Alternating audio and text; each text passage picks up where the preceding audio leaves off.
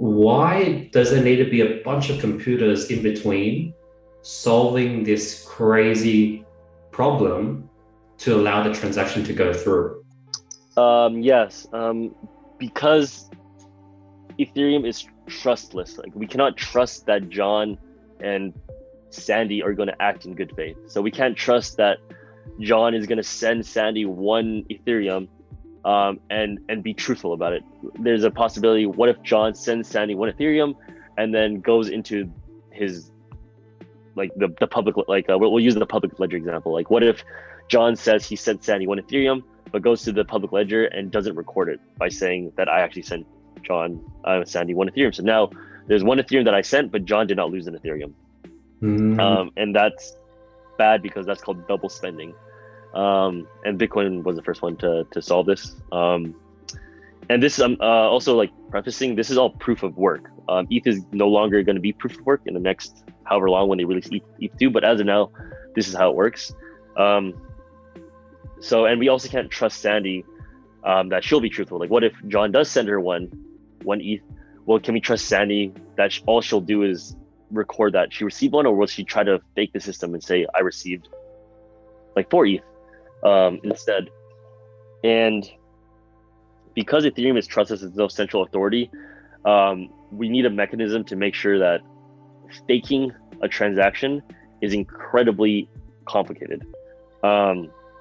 So Ethereum kind of works on like a game theory where it's like the incentives are good enough to be truthful, and even if you weren't truthful, it would be extremely hard to be untruthful. So you can imagine where so like I didn't mention this, but Ethereum also works on like a majority consensus. So if a majority of nodes are in consensus, then the transaction passes. A little bit more complicated than that, but that's high level how it works. So if John sends Sandy one ETH, a bunch of miners will solve the problem. One of them will broadcast, I solved it. And then the rest of the miners will be like, oh, that's correct, that's incorrect, right?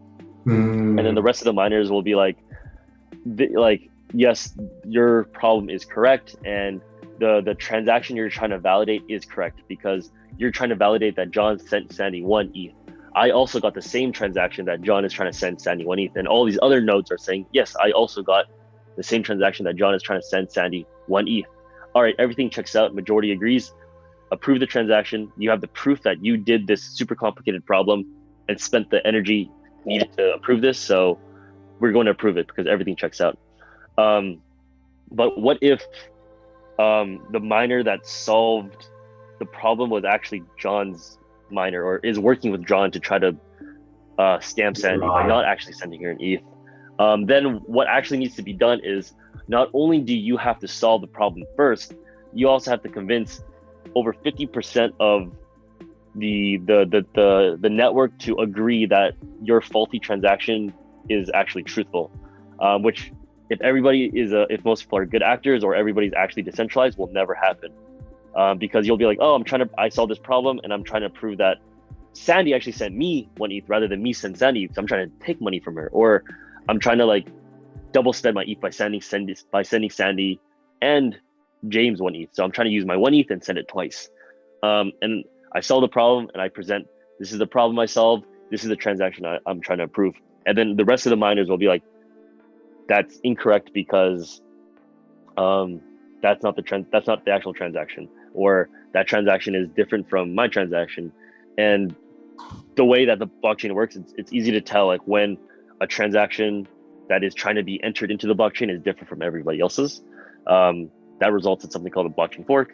But that's kind of how it works. So in order for John to be untruthful, not only does he have to own a miner that solved the problem first, he would need to also somehow have more than 50% of the mining pool of Ethereum, meaning that he would need to somehow get over 50% of the miners to agree to approve his faulty transaction. And it's, as of now for Ethereum, there's too much computing power where it's impossible for now a single person to have that much mining power. And yes, that's kind of why you need all this like energy consumption to approve even a single transaction, because because it's trustless. You need these like mechanisms to make sure people are being truthful, and even if they're not being truthful, make it extremely hard or even impossible for them to be untruthful.